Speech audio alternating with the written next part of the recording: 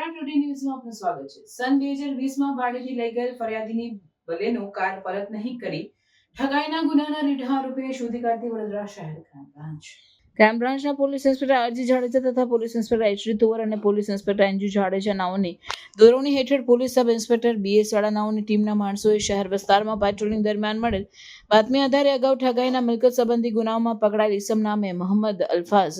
મોહમ્મદ અનીશ વોહરા ઉંમર વર્ષ 25 રહેવાસી અલસાદ રેસિડેન્સી પરિવાર પાર્ટી પ્લોટ પાસે ભાલેજ રોડ આણંદ તથા મૂળ રહેવાસી ધનની park charge Memon colony Waghodia road Vadodara શહેરને શોધી કાઢેલા ઈસમની પૂછપરછ અને ઈસમ સંબંધીની ખાતરી તપાસ દરમિયાન આ ઈસમ સન 2023માં સયાજીગંજ પોલીસ સ્ટેશનમાં નોંધાયેલી વિશ્વાસઘાત અને ઠગાઈના ગુનામાં સંડોવાયેલ અને આ ગુનાના કામે નાસ્તો ફરતો હોવાનું જણાઈ આવતા આરોપી ઈસમને આગળની વધુ તપાસ માટે સયાજીગંજ પોલીસ સ્ટેશન ખાતે સોંપવામાં આવેલ છે. આ પકડાયેલ આરોપી મોહમ્મદ અલ્ફાઝ મોહમ્મદ અનીશ વોહરા સામે